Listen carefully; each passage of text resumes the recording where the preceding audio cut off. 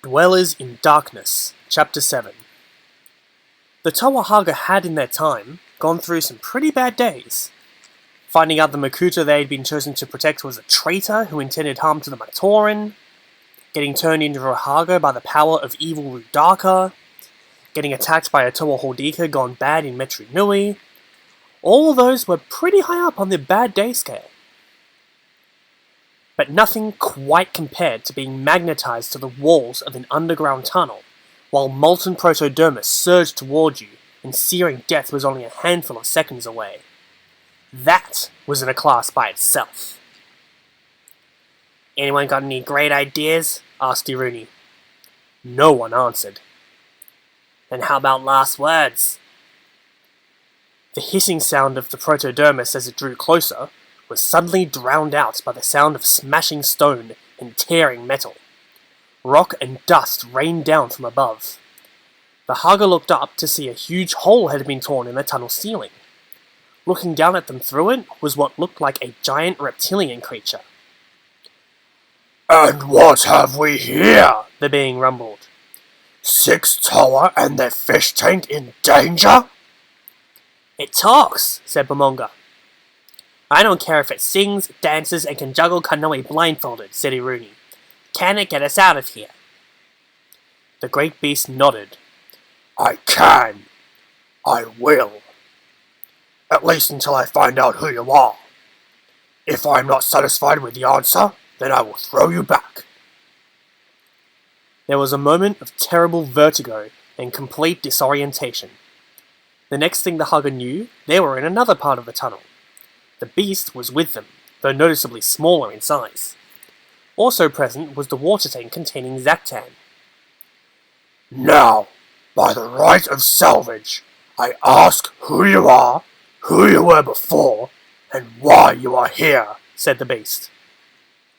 As swiftly as possible, Toa Norik explained the history of the Toa Hagah, and then their mission in the tunnels. He left out any mention of Toa Helrix or the Order of Mata Nui. The beast listened, nodding occasionally, and when he was finished, it smiled. "So, the Makuta saw the need of protection one day in the distant past. How amusing. I am a Makuta as well. My name is Miserix. No doubt you have not heard of me, for which we can thank our mutual enemy, Pterodax." Bamonga and Kulis were immediately ready to fight, but Norik gestured for them to hold back. Whoever this Miserix was, he had saved them. "Not that I'm complaining, mind you, but how did you find us? And how did you save us?" asked Iruni. Just like a Toa," said Miserix. "Always assuming the universe revolves around you. I had no idea you were here. I was seeking Pterodax. As for how I prevented your premature melting, teleportation. A minor, if useful, talent."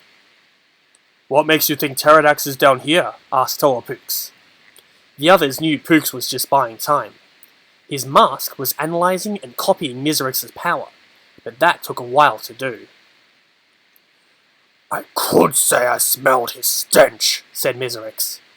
"But the truth is, I found a Makuta who preferred talking to being shredded by my claws.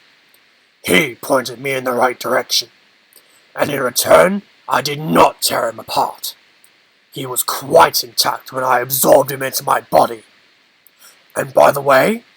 Miserix lashed out, knocking Pooks against the wall. The Toa's mask flew off. "I dislike being imitated," the Makuta growled. Gahaki helped Pooks to his feet and retrieved his mask for him. "So what now?" said the Toa of Water. "Now," said Miserix. "Now we best Pterodax in his lair. Enough time has been wasted on that pretender to power." Miserix turned and walked away. If he was worried that the Toa Hagah would not follow, or that they would attack him from behind, he showed no sign of it. In truth, he was concerned about neither. If they didn't come along, it mattered not a bit to him. If they attacked, he would kill them all. They followed. He's a Makuta! Zaktan said in a harsh whisper. Your sworn enemy! Why don't you kill him? You're a Paraka, replied Pooks, also our sworn enemy. Why don't we kill you? Because we need you, serpent. And we may well need him too. After what felt like hours of travel, the tunnel at last came to a stop. It ended in a mid-sized chamber, lined with sophisticated machinery. But that wasn't what captured the attention of the Hagah. No, they were focused on the two corpses in the room. Kulis was the first to check over the still armoured forms. Bamonga joined him. After a few moments, the Toa of Earth said, They have been dead many thousands of years. They look something like Toa. As you can see, one is in red armor, one in green.